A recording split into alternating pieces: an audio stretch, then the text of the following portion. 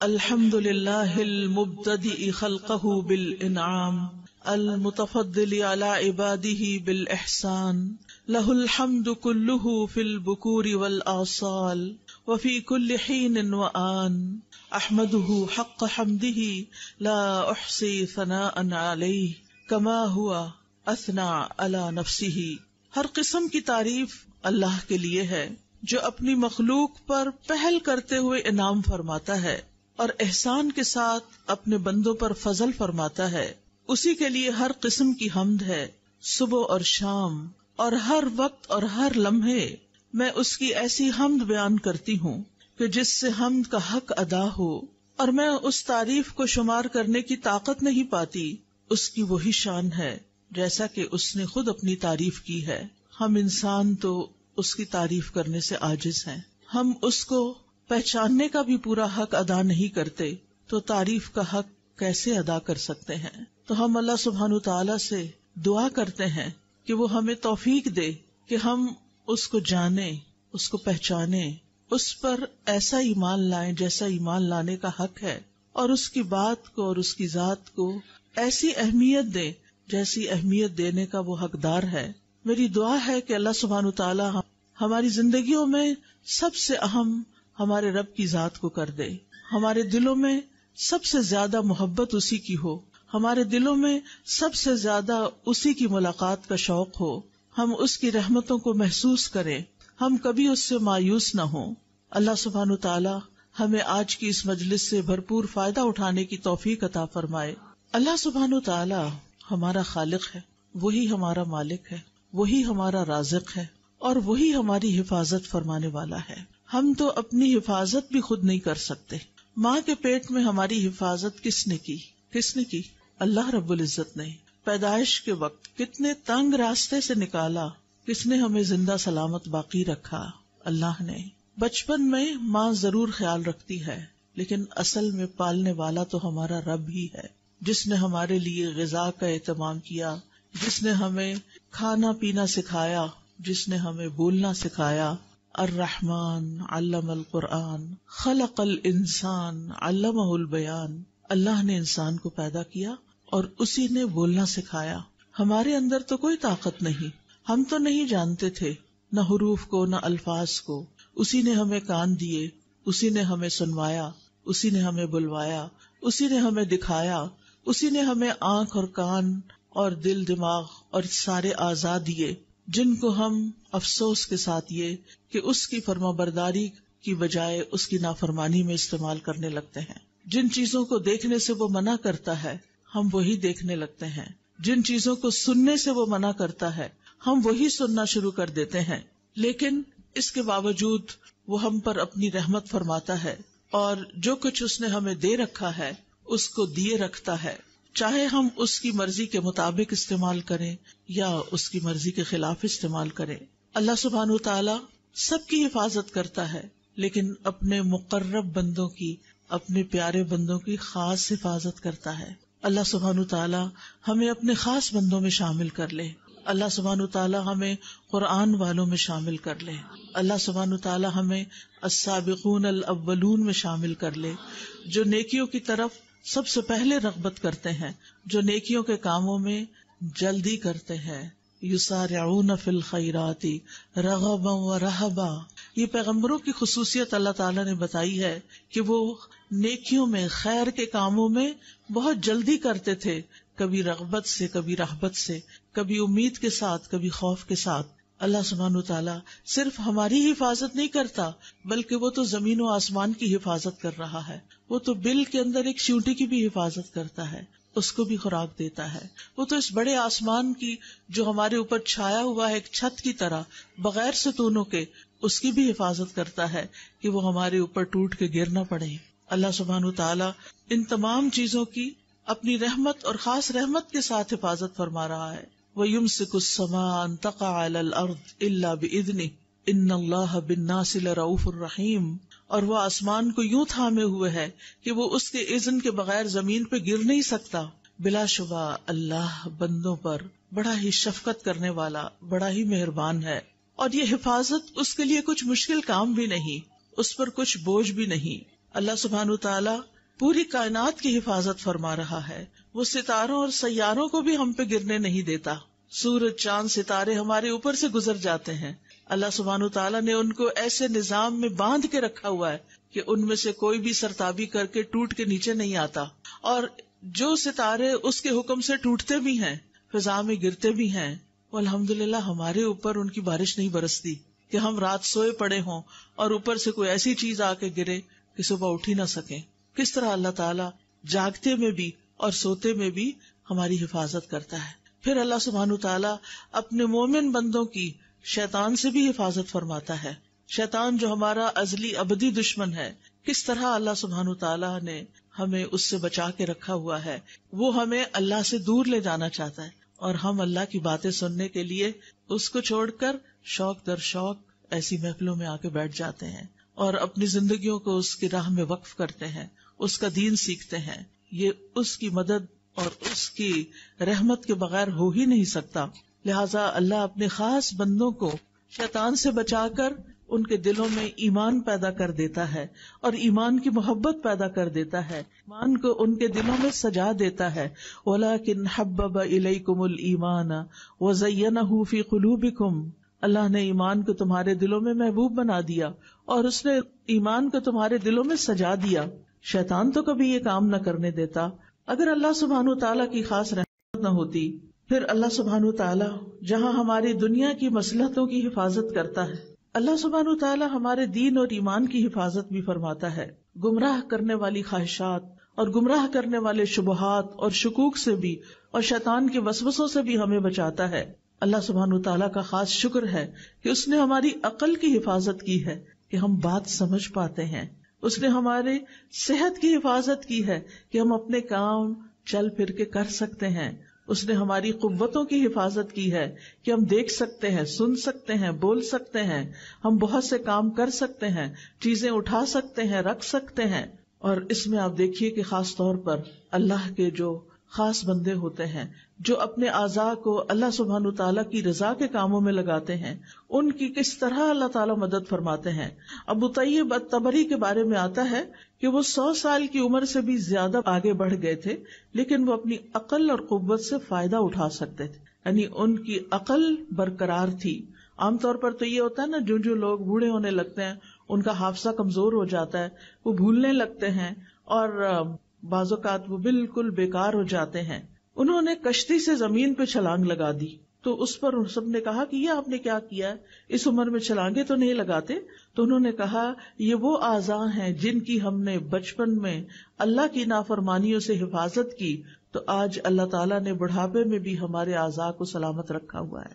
تو اگر ہم چاہتے ہیں کہ ہم جتنا بھی جئیں ہماری ان ساری نعمتوں کی حفاظت ہو، تو پھر ہمیں اللہ کی اطاعت میں جینا ہوگا. اللہ سبحانہ وتعالیٰ ہی کا خاص فضل ہے کہ وہ ہمارے مال اور اولاد کی حفاظت فرماتا ہے، اور خاص طور پر نیک بندوں کے.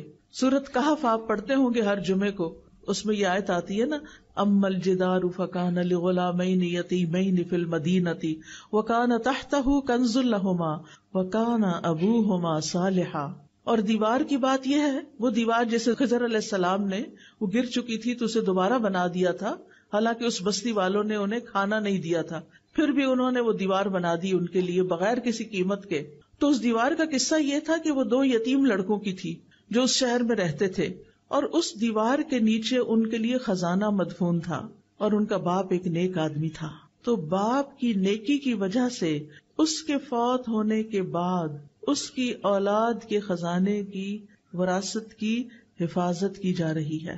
لیکن آج ہم دیکھتے ہیں کہ جب مال حرام سے کمایا جاتا ہے اور حرام جگہوں پہ خرچ کیا جاتا ہے اور اولاد کو بھی حلال حرام کی تمیز نہیں سکھائی جاتی، تو پھر آپ نے دیکھا ہوگا، سنا تو ہوگا کہ کس طرح اولاد باپ کے مرنے کے بعد اپنے ہی باپ کی چھوڑی ہوئی وراثت پر لڑ لڑ کے مرتی ہے، اور کیسے کیسے جھگڑتی ہے، اور کیسے کیسے وہ آپس میں پھر ایک دوسرے کے گلے کاٹتے، اور بعض اوقات قتل و غارت تک نوبت آ جاتی ہے. لیکن اگر انسان اپنی زندگی کو اللہ کی اطاعت میں گزارتا ہے تو اس سے نہ صرف یہ کہ زندگی میں فائدہ ہوتا ہے، بلکہ مرنے کے بعد بھی اللہ تعالیٰ غائبانہ طریقے سے اولاد کی بھی حفاظت کرتا ہے اور مال کی بھی حفاظت کرتا ہے اور اس کام کی بھی حفاظت کرتا ہے جو آپ اپنی زندگی میں کرتے ہیں. اس حفاظت کے لیے آج میں آپ کو ایک دعا سکھاؤں گی اور اس کا مطلب بھی بتاؤں گی، تاکہ ہم اس دعا کو اپنی زندگی میں شامل کریں اور اللہ تعالی ہماری قوتوں کی حفاظت فرمائے اور پھر یہ حفاظت ہمارے مرنے کے بعد بھی جاری رہے۔ میرے پیچھے کہیے، اللہم متعنی بسمعی وبصری واجعلہما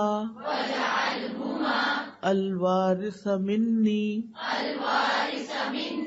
وانصرنی علی من ظلمنی وخذ منہ بثأری۔ اے اللہ، تو مجھے میری سماعت اور میری بصارت سے مستفید ہونے کا موقع عطا فرما اور ان دونوں کو میرے لیے وارث بنا دے، اور مجھ پر ظلم کرنے والے کے خلاف میری مدد فرما اور تو اس سے میرا انتقام لے۔ صحابہ کی کثیر تعداد نے اس دعا کو روایت کیا ہے۔ یہ حدیث ابو ہریرہ رضی اللہ عنہ، جابر بن عبداللہ رضی اللہ عنہ، علی بن ابی طالب رضی اللہ عنہ، عائشہ رضی اللہ تعالی عنہ، سعد بن زرارہ رضی اللہ عنہ، انس بن مالک رضی اللہ عنہ اور دوسرے صحابہ نے اس دعا کو روایت کیا ہے کہ رسول اللہ صلی اللہ علیہ وسلم اپنے رب سے یہ دعا کیا کرتے تھے۔ تو صحابہ بھی اس دعا کو پڑھتے تھے اور ہمیں بھی دعا پڑھنی چاہیے۔ دعا کا مطلب کیا ہے؟ اللہم متعنی بسمعی و بصری۔ یہاں لفظ متع استعمال ہوا ہے۔ سم تو کان کو کہتے ہیں، بصر آنکھ کو کہتے ہیں۔ اللہم کا مطلب یا اللہ۔ تو نیا لفظ کیا ہے؟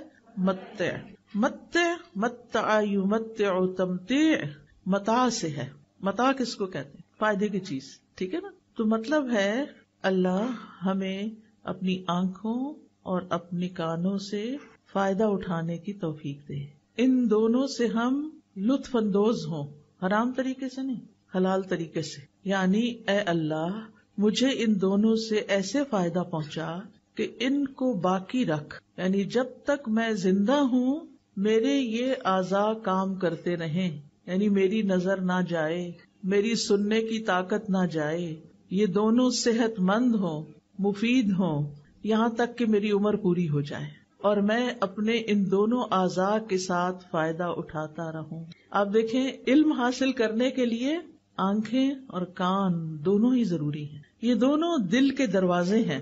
ہم آنکھوں سے دیکھتے ہیں، پڑھتے ہیں اور دل میں اتارتے ہیں، یا پھر کانوں سے سنتے ہیں اور دل میں اتارتے ہیں۔ دل میں علم جمع نہیں ہو سکتا جب تک کہ ہم اپنی آنکھوں اور کانوں کو استعمال نہ کریں۔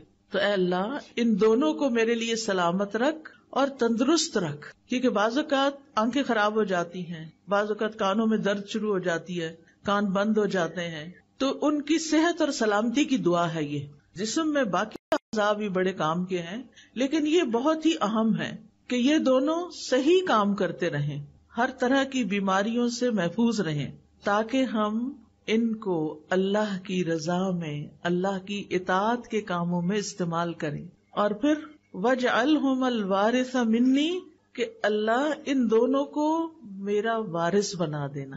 وہ کیسے؟ کہ جب تک میری زندگی ہے یہ مجھے فائدہ دیں، اور جب میں فوت بھی ہو جاؤں، تو عام طور پر انسان جب فوت ہوتا ہے تو آپ دیکھیں اپنے پیچھے مال چھوڑ جاتا ہے یا اولاد چھوڑ جاتا ہے، ایسا ہی ہے نا؟ ایک تیسری چیز بھی چھوڑ کے جاتا ہے۔ وہ کون سی چیز ہے؟ علم، علم کی وراثت، ٹھیک ہے نا؟ کیا کیا چھوڑ کے جاتے ہیں ہم؟ مال، اولاد، علم۔ کچھ لوگوں کے پاس مال کوئی نہیں ہوتا، وہ کچھ بھی نہیں چھوڑتے، زندگی میں اتنا نہیں ہوتا کہ اپنی ضرورت پوری کر سکیں۔ کچھ لوگوں کی اولاد ہی نہیں ہوتی، لیکن ایک چیز سب کے پاس ہوتی، اور وہ کیا ہے؟ علم۔ اب بہت سے لوگ مال کمانے کے پیچھے تو دن رات لگے رہتے ہیں، لیکن علم حاصل کرنے کے پیچھے وقت نہیں دیتے۔ ایسا ہی ہے نا؟ وہ کہتے ہیں ہمارے پاس وقت نہیں ہے، حالانکہ وقت ہوتا ہے۔ اب یہ جو سفید اسکارف میں لوگ بیٹھے ہوئے ہیں یہ سارے طالب علم ہیں، یہ اپنی شناخت کے ساتھ آئے ہیں، اور باقی لوگوں میں سے بھی ہو سکتا ہے کچھ طالب علم ہوں، لیکن وہ مجھے نہیں معلوم کہ علم حاصل کر رہے ہیں یا نہیں، یا کر رہے ہیں تو کون سا علم حاصل کر رہے ہیں۔ اب آپ دیکھیے، زندگی میں آپ جو مال چھوڑیں گے وہ وارثوں کے کام آئے گا اور لوگ اس سے فائدہ اٹھائیں گے۔ کوئی گھر بنا کے چھوڑ گئے، اس میں کوئی حرج کی بات نہیں ہے، ضرورت کا اگر آپ اپنے وارثوں کے لیے چھوڑتے ہیں تو اچھی بات ہے، بجائے اس کے کہ آپ کے بچے لوگوں کے آگے ہاتھ پھیلائیں اور فقیر بن جائیں۔ دین نے منع نہیں کیا کہ آپ مال نہ چھوڑیں وراثت میں، لیکن صرف مال ہی چھوڑیں یہ ٹھیک نہیں۔ اسی طرح اولاد کو اگر آپ چھوڑتے ہیں اور آپ نے ان کی اسلامی تربیت نہیں کی، وہ آپ کے کسی فائدے کے نہیں آپ کے مرنے کے بعد، بلکہ اگر انہوں نے غلط کام کیے اور آپ کی غفلت کی وجہ سے کیے تو آپ کی پوچھ ہوگی، کیونکہ اللہ تعالیٰ کا حکم کیا ہے، یا ایھا الذین آمنوا قوا انفسکم واہلیکم نارا، اے لوگو جو ایمان لائے ہو اپنے آپ کو اور اپنے گھر والوں کو آگ سے بچاؤ۔ یعنی ان کو ایسی نصیحت، ایسی تعلیم، ایسی تاکید ضرور کریں کہ وہ ان کاموں کو نہ کریں جو آگ میں لے جانے والے ہیں۔ پھر آپ دیکھیے تیسری چیز جو آنکھوں اور کانوں سے حاصل ہوتی، اور وہ علم ہے۔ اگر وہ آپ نے حاصل کیا اور کسی کو سکھا گئے، کسی کو پڑھا گئے، کسی کو دے گئے، کوئی کتاب لکھی یا لوگوں کو ویسے تیار کیا، ان پر محنت کی، ان پر مال خرچ کیا کہ وہ پڑھ جائیں، کچھ بچوں کے لیے آپ نے جگہ بنا کے دی، کچھ کی فیس دی، کچھ کو کتابیں لے کر دی، اب یہ ساری چیزیں، یہ جو آپ کام کر رہے ہیں یہ صدقہ جاریہ کا کام ہے، اپنے ہی مال کا ایک حصہ جو اولاد کے علاوہ آپ نے نیکی کے کام کے لیے چھوڑا۔ اور زندگی میں آپ نے اپنے آنکھوں اور کانوں کو استعمال کر کے جتنا بھی دین کا علم حاصل کیا، قرآن کا علم حاصل کیا، پھر آگے آپ نے اس کو سکھایا، پڑھایا، لوگوں پر محنت کی، وہ آپ کی وارث بنے گی، وہ لوگ آپ کے وارث ہوں گے۔ اور سلسلہ شروع کہاں سے ہوا تھا؟ آنکھوں اور کانوں سے۔ تو اس دعا میں ہم کیا مانگتے ہیں کہ اللہ ان دونوں کو میرا وارث بنا دے۔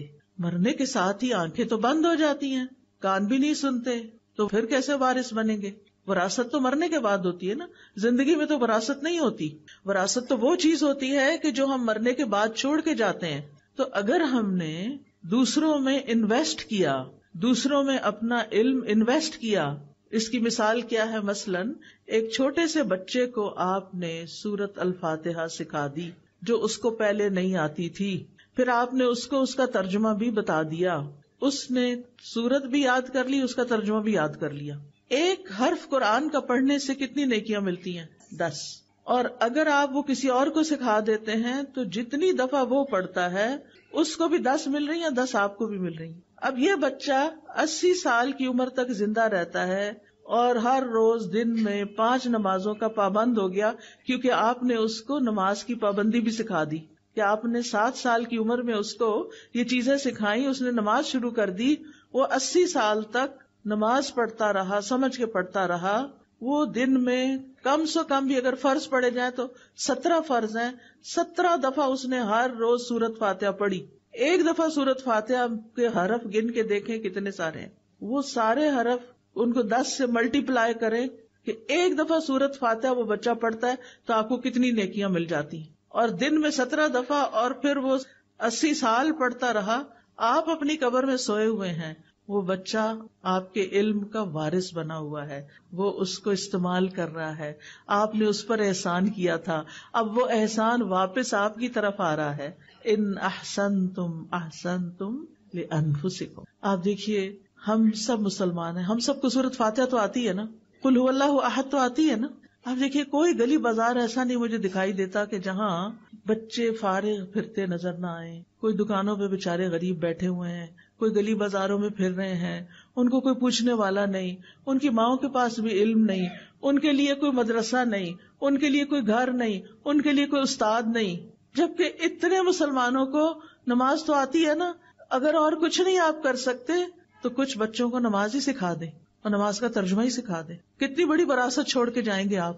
اور اگر آپ ان کو ناظرہ قرآن پڑھا دیں اور پھر جب ناظرہ ختم کر لیں تو ساتھ ترجمہ، لفظی ترجمہ سکھا دیں۔ ضروری نہیں کہ ہر بندہ پورا عالم بنے، وہ پورا تفہیم دین کورس کرے، ہر ایک کے لیے پاسبل نہیں ہوتا، لیکن قرآن کی تلاوت تو سب نے کرنی ہوتی ہے نا روز، اللہ کا کلام ہے۔ تو اگر آپ خود پڑھا رہے ہیں بہت اچھا، اگر آپ نہیں پڑھا سکتے آپ انتظام کریں جگہ جگہ، جہاں آپ کے رشتہ داروں کے گھر ہیں، جہاں کہیں کہ اپنے گھر کا ایک حصہ، ایک کونا چند بچوں کے لیے مختص کرو، ایک ٹیچر مقرر کرو جس کی آپ ٹریننگ کریں، آپ اس کی تنخواہ دیں، وہ جم کے بچوں کو پڑھائے، وہ بھی آپ کا مال بھی لگ رہا ہے اور آپ کی ہدایت بھی وہاں جا رہی ہے۔ یہ بھی آپ کے وارث بن جائیں گے، کیونکہ آپ نے انتظام کیا، آپ نے محنت کی، آپ نے ان کو شوق دلایا، آپ نے مال خرچ کر کے ٹیچر مقرر کی. 1-2 گھنٹے کے لیے شام کے وقت میں جو بچے اسکولوں سے آ جاتے ہیں، اپنے بچوں کو بھی بٹھا لیں، گلی محلے ہمسائے کے بچوں کو بھی بلا کے بٹھا لیں، ایک ٹیچر کا انتظام کر دیں. آپ خود سوچئے کہ آپ نے کتنا بڑا نفع کمایا، کیا کچھ پا لیا. اور کرتے کرتے اگر ہم سب جتنے بھی لوگ اس حال میں ہیں، اگر سب یہ کام شروع کر دیں، میرا نہیں خیال کہ ہری پور کا کوئی ایک بچہ بھی جاہل رہ جائے گا. لیکن ہم نہ اپنا وقت دیتے ہیں، نہ اپنا مال لگاتے ہیں، اور نہ ہی اس طرف توجہ کرتے ہیں کہ یہ ہے خزانہ جو ہمیں ساتھ لے کے جانا ہے، یہ ہے وہ نعمت جو قبر میں ہمارے پیچھے ہمارے کام آئے گی. تو وَاجْعَلْهُمَ الْوَارِثَ مِنِّي، اللہ میرے ان دونوں حواس کو مرتے دم تک سلامت رکھنا کہ میں ان سے تیری کتاب پڑھتی رہوں، پڑھاتی رہوں. پھر اسی طرح وَانصُرْنِي عَلَىٰ مَن يَظْلِمُنِي، اور اے اللہ تو میری مدد فرما اس کے مقابلے میں جو مجھ پہ ناحق زیادتی کرے. کیونکہ بعض اوقات لوگ جن کے پاس تھوڑی سی بھی طاقت ہوتی ہے ہمیں کمزور سمجھ کر ہمارے اوپر ظلم کرتے ہیں. یہ مختلف طرح کے ظلم ہو سکتے ہیں. مختلف طرح کے کیا ظلم ہو سکتے ہیں کہ بعض لوگ آپ کو ایموشنلی بلیک میل کرتے ہیں اور آپ پہ ظلم کرتے ہیں، بعض آپ کا مال چھین لیتے ہیں، بعض آپ کی وراثت کا حصہ چھین لیتے ہیں، بعض لوگ آپ کے اوپر ناحق الزام لگاتے ہیں. آپ نے کوئی غلط کام کیا نہیں ہوتا اور وہ کیا کرتے ہیں، وہ آپ کے اوپر جھوٹے الزام لگا دیتے ہیں اور ہم کچھ بھی کر نہیں پاتے. ہم مظلوم یا اللہ، پھر کس کو پکارتے ہیں؟ اللہ کو پکارتے ہیں، یا اللہ تو ہی ہے ہمارا، تو ہماری مدد فرما اور اس ظلم کے مقابلے میں تو میرا ساتھ دے. اس لیے یہ دعا بڑی ہی ضروری ہے. اور ظلم کی کئی قسمیں ہوتی ہیں، صرف مار دھاڑی ظلم نہیں ہوتا. کسی کو بلیک میل کرنا، کسی کے اوپر جھوٹے الزام لگانا، یہ ساری چیزیں ظلم میں آ جاتی ہیں. اور وَخُذْ مِنْهُ بِثَأْرِي، اللہ جو مجھ پر ظلم کر رہا ہے نا تو اس سے میرا بدلہ لے اور میرا حق مجھے دلا دے. کیونکہ بعض لوگ ظلم کر کے سمجھتے ہیں وہ صحیح کر رہے ہیں، ان کو یہ پتہ ہی نہیں ہوتا کہ ہم کسی کا حق مار رہے ہیں. تو وہ اللہ سبحانہ وتعالیٰ سے آپ دعا کریں کہ وہ آپ کو آپ کا حق دلائے، اور اللہ سبحانہ وتعالیٰ دلا سکتا ہے. اور پھر آپ دیکھیے کہ بعض اوقات یہ بھی ہوتا ہے کہ صرف لوگ ظالم نہیں ہوتے، ہم بھی ظالم بن جاتے ہیں. کسی ایک نے ہمارے خلاف کوئی بات کی ہوتی ہے، ہم ان کے پورے خاندان کو رگیت دیتے ہیں. اب وہ ظالم تو ہے لیکن جو مظلوم تھا وہ ظالم بن چکا اور دوسروں کے اوپر الزام تراشی کر رہا ہے، سب کو بیچ میں رگید رہا ہے، فلاں بھی ہے، فلاں بھی، فلاں بھی. اور بعض اوقات ہم سوچے سمجھے بغیر ایسی باتیں کر رہے ہوتے ہیں. تو اس میں ہمیں ضرور خیال رکھنا چاہیے کہ یا اللہ سارے لوگ نہیں، جس نے مجھ پہ جو اصل کلپریٹ ہے بس میں صرف اسی کے خلاف تیری مدد چاہتی ہوں، مجھے دوسرے لوگوں سے کوئی شکایت نہیں. کیونکہ بعض اوقات کسی کا بیٹا ہو سکتا ہے، کسی کا باپ ہو سکتا ہے، تو اگر بیٹا ظالم ہے تو باپ کا تو قصور نہیں، وہ تو روکتا ہے لیکن وہ ظلم سے باز نہیں آتا. کسی کی بیوی ہو سکتی. اب مثال کے طور پر آپ دیکھیں، ہمیں ہر طرح کے ظلم سے بچنے کی کوشش کرنی چاہیے. بعض اوقات کچھ مائیں اپنے بچوں پہ ظلم کر رہی ہوتی ہیں، بلا وجہ مار کے، بلا وجہ چیخ چلا کے، اور ہم سمجھتے ہیں یہ ہمارے بچے ہیں نا، ہم جو چاہیں کریں. نہیں، ہم جو چاہیں نہیں کر سکتے، اس کا بھی حساب لیا جائے گا. حدیث میں آتا ہے فَالْمَرْأَةُ رَاعِيَةٌ فِي بَيْتِ زَوْجِهَا وَمَسْئُولَةٌ عَنْهَا، عورت اپنے شوہر کے گھر میں نگران ہے اور اس سے اس کے بارے میں سوال کیا جائے گا، اس سے پوچھا جائے گا کہ اس نے یہ کام اپنی ذمہ داری کیسے ادا کی. تو اس لیے ہمیں اپنے بچوں کے ساتھ بھی ظلم نہیں کرنا. اچھا، بعض اوقات بعض خواتین اپنی بہوؤں کے ساتھ ظلم کرتی ہیں، ان کے اوپر اتنے کام ڈال دیتی ہیں جو ان کی ذمہ داری نہیں ہوتے، یا اگر ان کی کوئی بات پسند نہیں آتی تو ان کے خلاف بیٹے کے کان بھرتی ہیں، اور یہ بھول جاتی ہیں کہ اگر یہ گھر تباہ ہوا تو نقصان کس کا ہے؟ اپنا ہی ہے. جو لڑکی اس گھر سے چلی جائے گی کیونکہ اس کے اوپر ظلم ہو رہا تھا، تو آپ دیکھیں کہ آج پہلی شادی کرنا بھی کتنا مشکل ہو گیا، تو دوسری شادی کیسے کی جائے گی؟ پھر آپ دیکھیے کہ بعض لڑکیاں بزرگوں پہ ظلم کرتی ہیں، بعض بہویں ساسوں پہ ظلم کرتی ہیں، ان کے پاس کوئی ٹھکانہ نہیں رہنے کے لیے، لیکن وہ کسی صورت ان کو برداشت نہیں کرتی. آج رات تقریباً 10:30 کا ٹائم تھا، میں فون بند ہی کرنے لگی تو کسی کی کال آ گئی. کوئی بزرگ خاتون تھی، بہت رو رہی تھی. میں پریشان ہوئی کہ ان کو کیا ہوا، ان کے منہ سے بات نہیں نکل رہی تھی. تو انہوں نے بتایا کہ میں بیمار ہوں، یعنی میری اب اتنی عمر ہو گئی ہے، میرے ساتھ بیمار بیٹی رہتی ہے، کوئی بیٹا ساتھ رہنے کو تیار نہیں، میں کدھر جاؤں. خیر میں نے ان کو تسلی دی، آپ اپنے گھر میں رہیں، آپ کو کہیں نہیں جانا، اللہ آپ کے ساتھ ہے. اللہ آپ کی مدد کرے گا. ٹھیک ہے، میں سمجھتی ہوں کہ بعض اوقات بزرگ چھوٹی چھوٹی باتوں میں ناراض ہو جاتے ہیں، انٹرفیئر کرتے ہیں، گھروں کا ماحول خراب ہوتا ہے، لیکن پھر بھی یہ تو کہیں نہیں نا کہ ان کو چھوڑ کے انسان کہیں اور چلا جائے، ان کو تنہا چھوڑ دے، اور وہ عمر کے اس حصے میں ہو کہ انہیں فائنینشیل سپورٹ نہ بھی چاہیے ہو تو مورل سپورٹ چاہیے ہوتی ہے. بزرگوں کو سب سے زیادہ جو چیز تکلیف دیتی ہے وہ تنہائی ہے. جب گھر میں پوتے پوتیاں ہوتے ہیں، نواسے وغیرہ ہوتے ہیں، تو ان کے لیے ایک خوشی کی بات ہوتی ہے، وہ ان کے ساتھ دل بہلاتے ہیں کیونکہ وہ خود بھی بچے بن چکے ہوتے ہیں اور چھوٹے بچوں سے ان کا دل زیادہ لگتا ہے. لیکن اگر لڑکیاں چند دن کے لیے بھی برداشت نہیں کر سکتی تو انہیں سوچنا چاہیے کہ ان پر بھی وقت آنے والا ہے. وہ سمجھتے ہیں اس وقت وہ اپنے بچوں سے کھیل رہی ہیں، وہ ساری زندگی ان کے بچے رہیں گے. آپ اپنے ماں باپ کے ساتھ جو کرتے ہیں وہ واپس پلٹتا ہے. یہ زندگی ایک امتحان ہے. اس زندگی میں انسان پر آزمائشیں آتی ہیں، کبھی اپنے گھر کے اندر سے ہی آتی ہیں. اللہ سبحانہ وتعالیٰ فرماتے ہیں وَجَعَلْنَا بَعْضَكُمْ لِبَعْضٍ فِتْنَةً أَتَصْبِرُونَ، ہم نے تم میں سے بعض کو بعض کے لیے آزمائش بنایا ہوا ہے، کیا تم صبر کرو گے؟ تو حل کیا ہے؟ صبر و برداشت، ایک دوسرے کو برداشت کرنا، اپنے آپ کو مشغول کرنا، ان مسائل کا حل تلاش کرنا. یعنی اگر کوئی گھر میں بزرگ ایسا ہے جس نے آپ کی زندگی حرام کی ہوئی ہے تو بجائے اس کے کہ اسے گھر سے باہر نکال پھینکیں، یہ مسئلے کا حل نہیں ہے. آپ سوچیں کہ آپ نے اس کی ناراضگی سے کیسے بچنا ہے. آپ نے خود اپنے لیے کون سا ایسا کام شروع کرنا ہے کہ جس سے آپ کا وہ انٹریکشن یا وہ مسئلہ کم سے کم پیش آئے کہ جس کی وجہ سے آپ کو مشکل ہوتی ہے. اور اس کے لیے اللہ سبحانہ وتعالیٰ سے آپ دعا کریں گے کہ اللہ تعالیٰ میرے لیے آسانی فرما دے. ٹھیک ہے نا؟ تو یاد رکھیے کہ ہمارے جسم کے جتنے بھی اعضاء ہیں، میں پھر دعا پہ آ رہی ہوں واپس، ہمارے جسم کے جتنے بھی اعضاء ہیں یہ ہمارے پاس اللہ کی امانت ہے. یہ ہم نے خود نہیں بنائی. یہ ہاتھ ہم نے خود بنایا نہیں، بنا، ہمیں پتا ہے نا. تو جو بناتا ہے وہی مالک ہوتا ہے. یہ آنکھیں ہم نے خود لی ہیں، کہیں سے خریدی ہیں؟ نہیں، جس نے دی ہیں وہی ان کا مالک ہے. ہمارے پاس امانت ہے کچھ سالوں کے لیے. اللہ تعالیٰ یہ دیکھ رہے ہیں کہ ہم ان کے ساتھ کرتے کیا ہیں، ہم ان کو استعمال کیسے کرتے ہیں. اگر اللہ تعالیٰ کی مرضی کے مطابق استعمال کرتے ہیں تو عبادت ہے، اطاعت ہے، اور اگر اللہ تعالیٰ کی مرضی کے مطابق استعمال نہیں کرتے تو یہ نافرمانی ہے، گناہ ہے. ٹھیک ہے نا؟ یہ اعضاء اللہ کی عظیم نعمتوں میں سے ہیں. اللہ تعالیٰ فرماتے ہیں واللہ اخرجکم من بطون امہاتکم لا تعلمون شیئا وجعل لکم السمع والابصار والافئدہ لعلکم تشکرون. اور اللہ نے تمہیں تمہاری ماؤں کے پیٹوں سے اس حال میں نکالا کہ تم کچھ نہیں جانتے تھے. اس نے تمہارے لیے کان اور آنکھیں اور دل بنا دیے تاکہ تم شکر ادا کرو. تو ہم نے کیا کرنا ہے؟ شکر ادا کرنا ہے. شکر کیسے ادا ہوتا ہے؟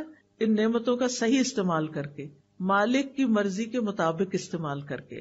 کانوں سے ہم کیا کچھ سنتے ہیں، کتنا کچھ سنتے ہیں، اور وہ سب کچھ ہمارے اندر جا رہا ہوتا ہے. آنکھوں سے ہم کیا کچھ دیکھتے ہیں، وہ سب کچھ ہمارے اندر جا رہا ہوتا ہے. یہ ہمارے دل کے ساتھ کنیکٹڈ ہے. اسی لیے ایک آنکھیں ظاہر میں ہیں اور ان کے پیچھے جہاں یہ کنیکٹ ہوتی ہیں وہاں دل کی بھی آنکھیں ہیں اور دل کے بھی کان ہیں. کچھ لوگ صرف ظاہری آنکھوں سے چیزوں کو دیکھتے ہیں، عبرت نہیں پکڑتے، اس سے کوئی سبق نہیں لیتے، وہ صرف سامنے کے سرفیس پہ دیکھ رہے ہیں. اور کچھ لوگ چیزوں کو دل کی آنکھ سے دیکھتے ہیں، گہرائی سے دیکھتے ہیں، سبق لیتے ہیں، اللہ کو پھر یاد کرتے ہیں. یتفکرون فی خلق السماوات والارض، آسمانوں اور زمین کی تخلیق میں غور و فکر کرتے ہیں، پکار اٹھتے ہیں ربنا ما خلقت ھذا باطلا، اے ہمارے رب تو نے اس کو بیکار نہیں پیدا کیا، سبحانک تو پاک ہے کہ کوئی بیکار کام کرے، فقنا عذاب النار تو ہم سب کو آگ کے عذاب سے بچا لے. اور پھر آپ دیکھیے کہ اللہ تعالیٰ کی پہچان کے بعد اللہ کے کلام کو پڑھنے کے لیے، سمجھنے کے لیے کان اور آنکھ کا ہونا اور صحت مند ہونا یہ بہت بڑی نعمت ہے. اور پھر اس کا صحیح رستے پر استعمال کرنے کی توفیق ہونا یہ بہت بڑی نعمت ہے. ابن قیم کہتے ہیں بندے کے اعضاء میں سے ہر عضو میں اللہ کے لیے عبودیت ہے جو اسی عضو کے ساتھ خاص ہے، اور ایک اطاعت ہے جو اس سے مطلوب ہے. وہ عضو اسی کے لیے پیدا کیا گیا ہے اور اسی اطاعت کے لیے مہیا کیا گیا ہے. یعنی ہمیں یہ سب کچھ کسی مقصد کے لیے دیا گیا ہے. تو اعضاء کو استعمال کرنے کے حوالے سے بندوں کی 3 قسمیں ہیں، 3 طرح کے لوگ ہیں. نمبر 1 وہ لوگ جو ان اعضاء کو پیدا کیے جانے کے مقصد کو پورا کرتے ہیں، یعنی ان اعضاء سے وہی کام لیتے ہیں جن کے لیے یہ پیدا کیے گئے. یہ بہت نفع مند تجارت کر رہے ہیں، اپنے لیے بہت کچھ اکٹھا کر رہے ہیں، جیسے میں نے سورۃ فاتحہ سکھانے کی مثال دی. نمبر 2، جس مقصد کے لیے اعضاء کو پیدا نہیں کیا گیا وہ کام کرتے ہیں. یہ دوسری قسم کے لوگ ہیں. ایسے لوگ سخت خسارے میں ہیں کہ انہوں نے ان آنکھوں سے وہ کچھ دیکھا جو اللہ کی نافرمانی کا تھا، جس کو دیکھنے سے اللہ نے منع کیا تھا. آج آپ دیکھیں کتنے ہی لوگ ہیں کہ موبائل فون کے فتنے کی وجہ سے ننگی فلمیں، گندی فلمیں، جھوٹی باتیں، فضول ڈرامے اور پتہ نہیں کیا کچھ دیکھتے رہتے ہیں. یہ آنکھوں کا غلط استعمال ہے، کانوں کا غلط استعمال ہے. اس پر پوچھا جائے گا، اس پر پکڑ ہوگی، اس کام سے توبہ کرنی چاہیے. تیسرے وہ لوگ ہیں جو ان اعضاء کو بیکار چھوڑ دینے والے ہیں، کچھ نہیں کرتے، نہ کوئی اچھا کام نہ کوئی برا کام، بس سو کے وقت گزار دیتے ہیں، کھا پی کے بس وقت گزار دیتے ہیں، نہ غور و فکر کرتے ہیں، نہ کچھ پڑھتے ہیں، نہ کچھ سنتے ہیں. انہیں قرآن کی تلاوت کی توفیق نہیں، انہیں قرآن سننے کی توفیق نہیں، انہیں کہیں جا کر علم حاصل کرنے کی توفیق نہیں، کسی کو سکھانے کی توفیق نہیں. ایسے لوگ اپنا نقصان کر رہے ہیں. آج جو آپ لوگ یہاں میرے سامنے بیٹھے ہیں، میں بعض چہرے ایسے دیکھ رہی ہوں کہ جس میں ماشاء اللہ بالکل بزرگ خواتین ہیں. ان کو اللہ نے اس عمر میں شوق دے دیا کہ وہ قرآن پڑھیں اور سیکھیں اور سکھائیں، اور یہ بھی خوش قسمتی کی علامت ہے. علم حاصل کرنے کے لیے کوئی عمر کی قید نہیں، مرتے دم تک انسان کو سیکھتے رہنا چاہیے. اور اگر بھول بھی جاتا ہے، نہیں سمجھ آتا، آپ اس مجلس میں بیٹھے رہتے ہیں، کچھ تو حاصل ہوتا ہے نا، کیونکہ ایسی مجالس میں بیٹھنے والوں کی بھی بخشش کر دی جاتی. تو پہلی قسم کا جو شخص ہے اس کا ہر کام عبادت ہے، کیونکہ وہ جس چیز کو دیکھتا ہے عبرت کی نگاہ سے دیکھتا ہے، کچھ سبق لیتا ہے اور اللہ کو یاد کرتا ہے. جو باتیں مثلاً وہ آرام سے بیٹھا ہوا ہے تو بھی غور و فکر کر رہا ہے، اس کے سامنے کوئی چھوٹا موٹا کیڑا مکوڑا نظر آ جاتا ہے تو وہ اس کی حرکت پر بھی غور کر کے اس کا دل ایمان سے بھر جاتا ہے. یا اللہ، یہ تو نے یہ پیدا کیا، کیسے تو نے اس کی پلاننگ کی، کیسے تو نے اس کو زندگی دی، اس کو جینے کے لیے ہمیں تو یہ بھی نہیں پتا یہ کیا کھا کے جیتا ہے اور یہ کہاں سوتا ہے اور کہاں سے نکل آتا ہے. وہ ہر چیز کو دیکھ کر ایک سبق لے رہے ہوتے ہیں. اسی طرح وہ کھڑے ہوں تب، بیٹھے ہوں، کھا رہے ہوں، پی رہے ہوں، سو رہے ہوں، اپنے لباس پہن رہے ہوں، ہر حال میں وہ ایسے غور و فکر میں ہوتے ہیں کہ اللہ کو یاد کر رہے ہوتے ہیں، ان چیزوں سے سبق لے رہے ہوتے ہیں. ایسے لوگ ہر لمحہ عبادت میں ہوتے ہیں. دوسری قسم کے لوگ جو فضول چیزیں بولتے، سنتے، دیکھتے رہتے ہیں، ان کا ہر عمل ان کے خلاف جائے گا، ہر چیز میں ان کی پکڑ ہوگی. کیونکہ غلط چیز انسان دیکھ لیتا ہے نا تو وہی پھر خیالات بھی آتے ہیں. غلط چیزیں سن لیتا ہے. اب جو اگر میوزک کا اچانک بھی آپ نے کہیں گاڑی میں سفر کر رہے تھے انہوں نے لگا دیا، سن لیا، گھر آ کے وہی منہ سے نکلتا جاتا ہے. اور کچھ لوگ تو مرتے دم تک صرف پھر گانے ہی گا رہے ہوتے ہیں. وہ میں نے پڑھا تھا کہیں آرٹیکل، کسی ڈاکٹر کا تھا، اس کے سامنے کئی مریض فوت ہوئے. اس نے کہا کہ ہر ایک الگ الگ باتیں کر رہا ہوتا ہے. کم ہی لوگ ہیں جن کو کلمہ نصیب ہوتا ہے. باقی کوئی اگر تاجر ہے تو خرید و فروخت کی باتیں کر رہا ہے، اور اگر کوئی گانے بجانے کے شغل میں تھا تو وہ وہی گانے گا رہا ہوتا ہے. اس کو کہیں بھی کہ لا الہ الا اللہ پڑھو تو اس کو توفیق نہیں ہوتی. تو جو کام ہم زندگی میں کرتے رہتے ہیں نا، موت کے وقت بھی انہی کی فکر لگے گی، وہی کر رہے ہوں گے. فون پہ جو باتیں کر رہے ہوتے ہیں نا ہر وقت، یہ سن رہے ہوتے ہیں، یا جو میسجز کر رہے ہوتے ہیں، اور جن چیزوں میں ہماری دلچسپی زیادہ ہوتی ہے، سوتے جاگتے اٹھتے.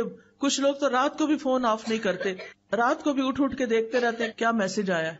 نتیجہ کیا ہوگا کہ جب زندگی کی آخر ہوگی نا، کچھ لوگ تو بیماری میں بھی میوزک سن رہے ہوتے ہیں. بزرگ لوگ ہیں زندگی کے آخری حصے میں آ گئے، صبح سویرے اٹھ کے ٹی وی لگا لیتے ہیں اور بیٹھ جاتے ہیں. ناشتہ بھی ٹی وی کے آگے ہو رہا ہے، کھانا بھی ٹی وی کے آگے، فضول چیزیں دیکھے جا رہے ہیں. اپنی زندگی ضائع کریں. بند کریں، ان چیزوں کو بند کریں، اللہ کی طرف رجوع کریں، توبہ کریں، ذکر کریں، کچھ علم حاصل کریں، کوئی اچھی باتیں سنیں، کوئی اچھی باتیں کسی کو سکھائیں. ہر وقت ٹی وی کے آگے نہیں بیٹھے رہیں. یہ چیزیں فتنہ بن گئی ہیں ہمارے لیے، اور ایسے لوگوں کا پھر ہر عمل ان کے خلاف قیامت کے دن حجت بنے گا. تیسری قسم کا شخص جو ہے غفلت میں پڑا ہوا ہے. اگر غفلت سے باز آ جائے تو انشاءاللہ اسے فائدہ ہی فائدہ ہے، اور اگر غفلت میں مر گیا تو حساب سخت ہے. اللہ تعالیٰ کے نزدیک وہ شخص انتہائی مبغوض ہے جو بیکار زندگی بسر کرتا ہو، نہ وہ دنیا کے کاموں میں لگا ہوا ہے اور نہ آخرت کے لیے کوشش کرتا ہے. ایسے لوگ اللہ تعالیٰ کو سخت ناپسند ہیں. ایسے لوگ دوسروں پر بوجھ ہیں. اب دیکھیں کئی مائیں کتنی پریشان ہوتی ہیں کہ بچے نہ اسکول جاتے ہیں، نہ پڑھتے ہیں، نہ کوئی کاروبار کرتے ہیں، نہ شادی کرتے ہیں، نہ کسی اور کام میں ہیں، بیکار ہی بیکار. ان کے لیے دعا بھی کرنی چاہیے، اور اللہ ایسے لوگ پیدا کرے کہ جو ایسے بچوں کو کوئی راہ دکھائے. لیکن جو شخص اللہ کی اطاعت میں اپنے اعضاء استعمال کرتا ہے، تو نبی صلی اللہ علیہ وسلم نے فرمایا، یہ حدیث قدسی ہے، نبی صلی اللہ علیہ وسلم روایت کرتے ہیں اللہ تعالیٰ سے، اللہ تعالیٰ فرماتے ہیں میرا بندہ جن جن عبادتوں کے ذریعے سے میرا قرب حاصل کرتا ہے ان میں سے کوئی عبادت مجھے اتنی پسند نہیں جتنی وہ عبادت پسند ہے جو میں نے اس پہ فرض کی ہے۔ سب سے زیادہ ثواب کس عبادت کو کرنے کا؟ جو فرض ہے، جیسے فرض نماز ہے، فرض روزہ ہے، فرض زکوٰۃ کی ادائیگی ہے۔ کچھ لوگ سارا سال صدقہ کرتے رہتے ہیں، زکوٰۃ نہیں دیتے، یہ صدقات تو بہت کم پڑیں گے زکوٰۃ کے مقابلے میں۔ تو فرض ادا کرنا اللہ تعالیٰ کے نزدیک سب سے زیادہ پسند ہے۔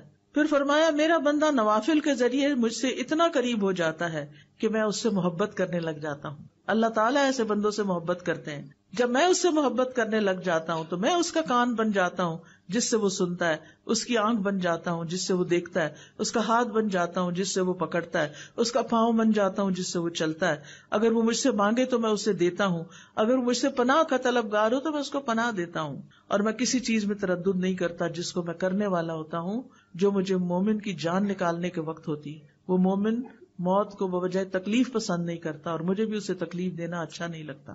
اب کیا مطلب ہے کان بن جاتا ہوں، آنکھ بن جاتا ہوں؟ مطلب یہ ہے کہ وہ اپنے کانوں آنکھوں سے بس وہی کام لیتا ہے جو اللہ کو پسند ہوتے ہیں۔ وہ اپنے سارے اعضاء کو اللہ کی اطاعت میں لگا دیتا ہے، یا اللہ کی توفیق اس کو مل جاتی، اس کے لیے آسانی ہو جاتی ہے۔ اور جو ان سے کام نہ لے، اللہ سبحانہ وتعالیٰ فرماتے ان شر الدواب عند اللہ الصم البکم الذین لا یعقلون، بے شک جانداروں میں سب سے برے اللہ کے نزدیک وہ بہرے گنگے لوگ ہیں جو عقل سے کام نہیں لیتے، یعنی اپنے ان اعضاء کو استعمال نہیں کرتے۔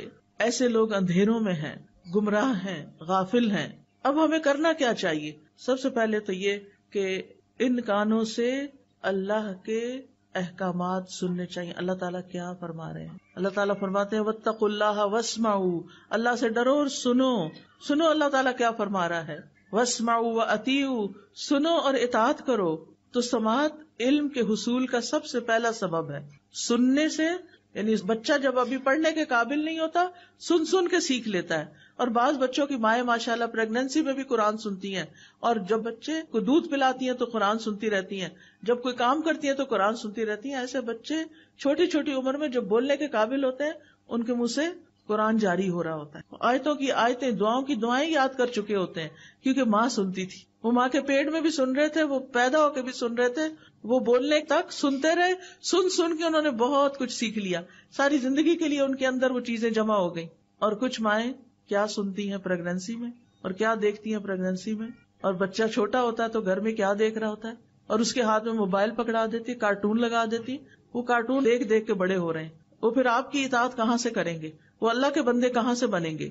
سفیان ابن عیینہ کہتے ہیں علم کی ابتدا غور سے سننے سے ہوتی ہے، پھر خاموش ہو کر سننا، پھر اس کو یاد کرنا، پھر اس پر عمل کرنا، پھر اس کو آگے پہنچانا، کیونکہ جب تک سنیں گے نہیں اس وقت تک سیکھیں گے نہیں، اور اگر سیکھیں گے نہیں تو ہدایت کہاں سے ملے گی؟ اور یہ بھی یاد رکھیے اللہ جس میں خیر دیکھتا ہے اس کو سنوا دیتا ہے، اور پھر جو سنتے نہیں یا سنی انسنی کر دیتے ہیں تو پھر وہ اپنے آپ پر خود ظلم کرتے ہیں۔ دوسرے یہ کہ کچھ لوگ ایسی چیزیں سنتے ہیں جو حرام ہیں، لغو ہیں، موسیقی ہے جیسے، اور لہو و لعب کی چیزیں ہیں، یا پھر غیبت، جھوٹ، چغلی، فضول باتیں، لغو باتیں، تو یہ اللہ کی نافرمانی کے کام ہے۔ تیسرے ایسے ہیں جنہوں نے وہ باتیں سنی جو کام کی تھی، اور کبھی ایسی بھی سن لی کہ جو لغو تھی، جو ہی وہ لغو سنتے ہیں تو وہاں سے اعراض برتتے ہیں۔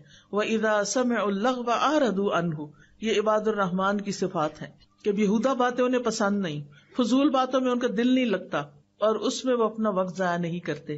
ہم سب کو بھی سوچنا چاہیے کچھ بھی بولنے سے پہلے، منہ کھولنے سے پہلے اس بات کی کتنی ضرورت ہے کرنے کی، اور اگر نہیں تو فالتو میں باتیں نہیں کرتے جانا چاہیے۔ کچھ لوگ تو کسی وقت چپ بیٹھتے ہی نہیں، نہ وہ غور و فکر کرتے ہیں، نہ وہ ذکر کرتے ہیں، وہ صرف باتیں باتیں باتیں۔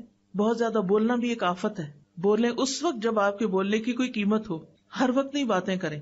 پھر آپ دیکھیے کچھ چیزوں کو سننا عبادت ہے، جیسے قرآن کی تلاوت سننا، کوئی علم کی چیز سننا، کوئی اچھا لیکچر سننا۔ نبی صلی اللہ علیہ وسلم بعض اوقات صحابہ کو کہتے تھے کہ وہ قرآن کی تلاوت کریں اور آپ سنیں، اور آپ سنتے تھے، آپ کو سننا پسند تھا۔ ان کا طریقہ یہ ہوتا تھا کہ وہ کسی جماعت میں بیٹھتے تو حلقہ بنا لیتے، ایک پڑھتا اور باقی سب سنتے، پھر دوسرا پڑھتا سنتے، اس طرح دور ہوتا ہے۔ مثلاً آپ نے تجوید بھی سیکھ لی، قرآن پڑھ لیا، سب کچھ، آپ حلقہ ایک بنا کے اپنا اپنا سب پڑھ سکتے ہیں. اگر ایک ٹیچر بیچ میں ہو تو وہ کریکشن بھی کر سکتی ہے. عبداللہ بن مسعود کہتے ہیں مجھ سے نبی صلی اللہ علیہ وسلم نے فرمایا مجھے قرآن پڑھ کر سناؤ. میں نے کہا آپ کو میں پڑھ کے سناؤں؟ وہ تو آپ پہ نازل ہوا ہے. آپ نے فرمایا میں دوسرے سے سننا چاہتا ہوں. اس لیے قرآن سننا ایک عبادت ہے. آپ بھی ضرور سنا کریں, کچھ وقت نکالا کریں کہ آپ تلاوت سنیں اور خاموشی سے سنیں. وَإِذَا قُرِئَ الْقُرْآنُ فَاسْتَمِعُوا لَهُ وَأَنصِتُوا لَعَلَّكُمْ تُرْحَمُونَ. جب قرآن پڑھا جائے تو اسے کان لگا کے سنو اور چپ رہو تاکہ تم پہ رحم کیا جائے. تو قرآن سننے سے اللہ کی رحمت آتی ہے. پھر کانوں سے وہ چیزیں نہ سنیں جو حرام ہیں, جیسے غیبت, چغلی. اگر کوئی کر رہا ہو تو اس کو روکیں. یعنی غیبت کرنے والا تو مجرم ہے ہی, سن کے ہاں میں ہاں ملانے والا بھی برابر کا شریک ہے. اس لیے اگر کوئی کر رہا ہو تو دلچسپی نہ لیں اور ادھر ادھر بات کو ختم کرنے کی کوشش کریں. پھر اسی طرح اگر کوئی دین کا مذاق اڑا رہا ہو اس مجلس سے اٹھ جائیں, وہاں نہ بیٹھیں. پھر اسی طرح تجسس نہ کریں, کان لگا کے دوسروں کی باتیں نہ سنیں. کانوں کے زنا سے بھی بچیں, اور کانوں کا زنا فحش باتیں سننا ہے. فحش گفتگو کرنے سے بچیں تاکہ آپ بولیں اور آپ کے کان سنیں, یہ بھی غلط ہے. پھر اسی طرح لغو باتیں نہ سنیں, جھوٹ نہ سنیں. اسی طرح آنکھوں کا صحیح استعمال کریں, کائنات میں غور و فکر کریں, عبرت حاصل کریں, اچھی کتابیں پڑھیں, قرآن کی تفاسیر پڑھیں, احادیث پڑھیں. ابن تیمیہ کہتے ہیں اللہ سبحانہ وتعالیٰ نے اپنی کتاب میں آنکھوں کو جھکا کر رکھنے کا حکم دیا ہے. اس کی 2 اقسام ہیں. پہلی, پردے کے لائق مقام کو دیکھنے سے نظر جھکانا, یعنی عورتوں کو نہیں دیکھنا چاہیے. دوسری, شہوت کے مقام کو دیکھنے سے نظر جھکانا, یعنی کسی کی شرمگاہ کو نہیں دیکھنا چاہیے. آنکھ کا بھی حساب ہوگا کہ کہاں کہاں کیا دیکھتے رہے. لہٰذا ایسی تصویریں بھی نہ دیکھیں کہ جو ننگی ہوں, جس میں دوسروں کی عورت نظر آ رہی ہو. حرام چیزوں کی طرف نہ دیکھیں, فحش ویڈیو, فحش تصاویر. پھر اسی طرح غیر محرم مردوں کو نہ دیکھیں. کوئی ضرورت کی بات ہو تو کر لیں, ورنہ خواہ نہ دیکھتے چلے جائیں. اپنی نگاہیں جھکا کے رکھیں. اور اسی طرح مرد بھی, کیونکہ دونوں کے لیے اللہ تعالیٰ نے الگ الگ حکم دیا, عورتوں کو بھی دیا, مردوں کو بھی دیا. آنکھ کی حفاظت کرنے والے کے لیے جنت کا وعدہ بھی ہے, اور جو شخص حرام سے اپنی آنکھیں بچا کے رکھتا ہے اللہ اس کی عبادت میں لذت پیدا کر دیتا ہے. آنکھوں کو اللہ کے راستے میں جگائیں بھی, بہت زیادہ سوتے نہ رہیں. کچھ لوگ رات کو بھی سوتے پھر دن کو اٹھتے ہیں, پھر دوبارہ دن کو بھی سوتے ہیں. اپنی نیند کو کم کریں. پھر اللہ کے ڈر سے روئیں بھی. قرآن کو دیکھ کر پڑھیں چاہے آپ کو حفظ ہو. نبی صلی اللہ علیہ وسلم نے فرمایا جو آدمی چاہتا ہے کہ اسے اللہ اور اس کے رسول سے محبت ہو, اسے قرآن مجید کی تلاوت مصحف دیکھ کے کرنی چاہیے. بعض اوقات ہم موبائل پہ ہی پڑھ لیتے ہیں سفر وغیرہ میں, لیکن افضل یہی ہے کہ ہم قرآن مجید سے ہی پڑھیں, اس کو دیکھ کے پڑھیں. پھر اسی طرح غور و فکر کرتے ہوئے اپنے کام پہ نظر رکھیں, ادھر ادھر نہ دیکھیں وہ کیا کر رہا ہے وہ کیا کر رہا ہے. بعض لوگ لیکچر میں آتے ہیں, ذرا سا کوئی اٹھا ہلا جلا سب سننا چھوڑ کے, دیکھنا چھوڑ کے ادھر دیکھنا شروع ہو جاتے ہیں, اور پیچھے پیچھے ان کے چلتے جاتے ہیں. کیا حاصل, کیا کمایا آپ نے؟ ایک بندہ ہے دیر سے آیا ہے, اب وہ جگہ دیکھ رہا ہے اپنی, تو ساتھ آپ اس کو جگہ ڈھونڈ کے دے رہے ہیں. آپ اپنی جگہ پہ بیٹھ کے کیا کریں گے اس کے لیے اگر آپ توجہ اپنی ادھر لگائے ہوئے ہیں. پھر اسی طرح دعا کا جو ایک آخری حصہ ہے وہ ظالم کے خلاف اللہ سے مدد چاہنا ہے. انسان کی زندگی میں کچھ بھی مشکلات آئیں, سب سے پہلے اللہ پہ توکل کریں. میرا یہ مسئلہ اللہ حل کرے گا, اللہ پر بھروسہ کریں. وَمَن يَتَوَكَّلْ عَلَى اللَّهِ فَهُوَ حَسْبُهُ, جو اللہ پہ بھروسہ کر لیتا ہے اللہ تعالیٰ اس کے لیے کافی ہو جاتا ہے. یہ کہا کر اللہ تو میرے لیے کافی ہے ان سب کے مقابلے میں. حسبی اللہ ونعم الوکیل نعم المولا ونعم النصیر. اور یہ یقین رکھیں اللہ کے اذن کے بغیر کوئی مخلوق آپ کو نقصان نہیں دے سکتی, کوئی آپ کا کچھ نہیں بگاڑ سکتا. لوگوں کی اذیتوں کے مقابلے پر اللہ کی مدد لیں, اللہ کا سہارا لیں. مخلوق کے شر سے صرف اللہ ہی بچا سکتا ہے. یعقوب علیہ السلام اور ان کے محبوب لاڈلے بیٹے یوسف علیہ السلام کے درمیان ایک عرصے تک جدائی ہو گئی تھی, مشکل آئی تھی, آزمائش آئی تھی, لیکن انہوں نے کیا کہا تھا, فَاللَّهُ خَيْرٌ حَافِظًا وَهُوَ أَرْحَمُ الرَّاحِمِينَ. ان کو نہیں پتا تھا بیٹا کہاں ہے. بعض علماء کہتے ہیں یوسف علیہ السلام 40 سال تک گم رہے, لیکن اللہ نے ان کو ان کے باپ کی طرف واپس لوٹایا جو یہ کہا کرتے تھے فَاللَّهُ خَيْرٌ حَافِظًا وَهُوَ أَرْحَمُ الرَّاحِمِينَ. جب آپ کو بھی اپنی اولاد کے بارے میں فکر ہو, آپ انہیں رخصت کر رہے ہیں, ظاہر ساری زندگی اولاد کو ساتھ تو نہیں رکھ سکتے, کوئی باہر کے ملک چلے جاتے ہیں, کوئی کہیں اور جا رہے, تو آپ کے دل میں وسوسے آتے ہیں کہ پتہ نہیں کیا بنے گا, پتہ نہیں کیسا ماحول ہوگا, کہیں ان کا ایمان نہ چلا جائے. تو یہ دعا پڑھا کریں, اللہ خیر حافظا وہو ارحم الراحمین. ابراہیم علیہ السلام کی حفاظت کس نے کی تھی؟ اللہ نے. آگ سے بچا لیا تھا. موسیٰ علیہ السلام کی حفاظت پانی میں کس نے کی تھی؟ اللہ نے. سلیمان علیہ السلام کی حفاظت کس نے کی تھی؟ اللہ نے. جنوں سے ان کو بچایا تھا. عیسیٰ علیہ السلام کی حفاظت کس نے کی تھی کہ ان کو ان کے دشمنوں سے بچا کے آسمان پہ اٹھا لیا تھا؟ اللہ نے. اللہ اپنے بندوں کی غیبی مدد کے ذریعے حفاظت کرتا ہے. رسول اللہ صلی اللہ علیہ وسلم کی غار ثور میں حفاظت کس نے کی تھی؟ اللہ نے. لہٰذا جب آپ دعا مانگے، آپ کو خوف ہو، خطرہ ہو دشمنوں سے، تو آپ یہ کہا کرنا، اللہ جیسے آپ نے ابراہیم علیہ السلام کی حفاظت کی، جیسے آپ نے باقی ایک ایک کا نام لے کے جو میں نے ابھی آپ کو ذکر کی، اللہ میرے بچوں کی بھی ایسے ہی حفاظت فرما. اللہ سبحانہ تعالیٰ نے ہر بندے کی حفاظت کا ذمہ لیا ہوا ہے. مجاہد کہتے ہیں ہر انسان پر ایک فرشتہ مقرر ہے جو نیند کی حالت میں اور جاگتے ہوئے اس کی جنات، انسانوں اور کیڑے مکوڑوں سے حفاظت کرتا ہے. اور خاص طور پر اگر آپ رات کو آیت الکرسی پڑھ کے سوتے ہیں، آمن الرسول آخر تک پڑھ کے سوتے ہیں، تو آپ کے لیے فرشتے مقرر کر دیے جاتے ہیں جو آپ کی حفاظت کرتے ہیں. کعب احبار کہتے ہیں اگر اللہ تعالیٰ تم پر فرشتے مقرر نہ کرتا جو تمہارے کھانے، تمہارے پینے، تمہارے پردے کی چیزوں میں تمہارا دفاع نہ کرتے تو جن تمہیں اچک کے لے جاتے. لیکن یہ اللہ ہی حفاظت کرتا ہے اور فرشتوں کے ذریعے کرتا ہے. تو اب دعا کر لیتے ہیں اللہ سبحانہ وتعالی ہماری حفاظت فرمائے. سبحان اللہ والحمد للہ ولا الہ الا اللہ واللہ اکبر ولا حول ولا قوة الا باللہ العلی العظیم.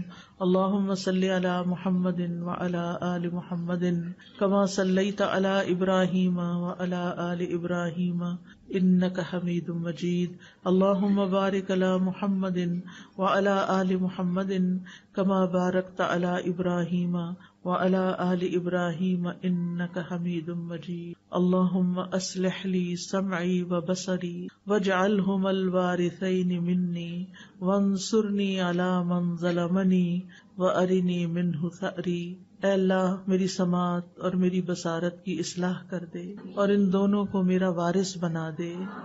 جو مجھ پہ ظلم کرے اس کے خلاف میری مدد فرما اور مجھے اس سے انتقام لے کر دکھا.